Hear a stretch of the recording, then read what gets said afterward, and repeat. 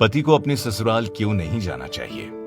दोस्तों, अक्सर एक शादीशुदा आदमी को उसके ससुराल न जाने की सलाह दी जाती है, लेकिन क्या आप जानते हैं कि ये मनगढ़ंत नहीं है, बल्कि इसका भी एक आधार है जो ये बताता है कि कैसे आपका ये कदम आपको बर्बादी की तरफ ले जा सकता है।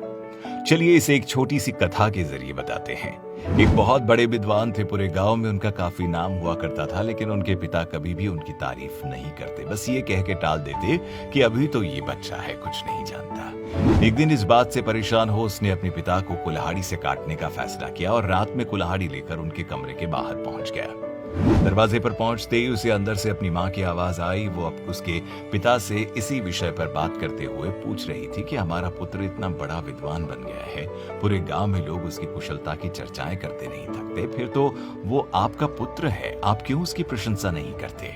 फिर उसके पिता मुस्कुराते हुए बोले, अरे भाग्यवान, मैं जानता हूँ वो बहुत कुशल है, लेकिन मैं नहीं चाहता कि उसके अंदर इस बात का थोड़ा सा भी अहंकार आए, लेकिन हाँ, पीठ पीछे उसकी तारीफ बहुत करता हूँ।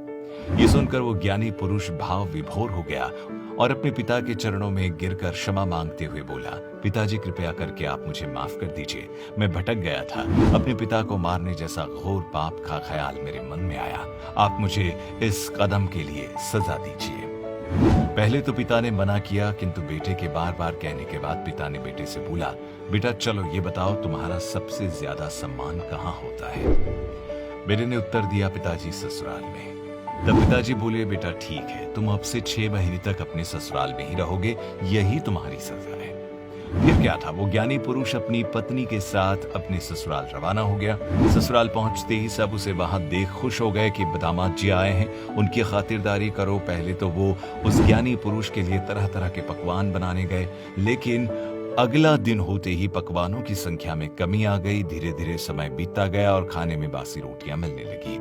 यही नहीं, उनसे ससुराल वाले गाय को चराने और गोबर उठाने जैसे काम कराने लगे। उनकी पत्नी को ये सब पसंद नहीं आया। उन्होंने आकर अपने पति से बात भी की कि इतने ज्ञानी होकर आप ये अपमान क्यों सह रहे हैं, चलिए हम अपने घर वापस चलते हैं। पर उन्होंने जाने से मना कर दिया। जाते भी कैसे, पिता को वचन जो दिया था। एक दिन की बात है, वो विद्वान व्यक्ति शांत बैठे एक श्लोक लिख रहे थे, तभी वहां उनकी पत्नी पहुंची। उन्हें देखते ही बोलने लगी, आप श्लोक बना रहे हैं, मत बनाओ इन्हें, इनका कोई अर्थ नहीं है, इनकी कोई कीमत नहीं है। तभी वो बोले, ऐसा नहीं है, मेरे एक एक श्लोक की बहुत कीमत है, चाहे तो इसे आजमा लो। पति की ऐसी बातें सुनकर पत्नी उस श्लोक को लेकर बाजार में बेचने निकल गई। सब वहां खाने पीने की वस्तुएं, वस्त्र इत्यादि बेच रहे थे, तो वो खोज पत्र में श्लोक बेच रही थी। सब उसके पास आते और कीमत पूछते तो वो बताती 1 लाख स्वर्ण मुद्राएं। धीरे धीरे बाजार का लगभग सारा सामान बिक गया, लेकिन उसके श्लोक को किसी ने नहीं खरीदा। तभी वहां राजा आया। राजा का ये नियम था कि जो भी सामान बाजार में नहीं बिक रहा होगा वो उसे खरीद लेगा। राजा ने विद्वान पुरुष की पत्नी को बैठे हुए देखा तो उसने पूछा, ये तुम क्या बेच रही हो। तो उसने जवाब दिया, ये श्लोक है जो मेरे पति ने लिखा है।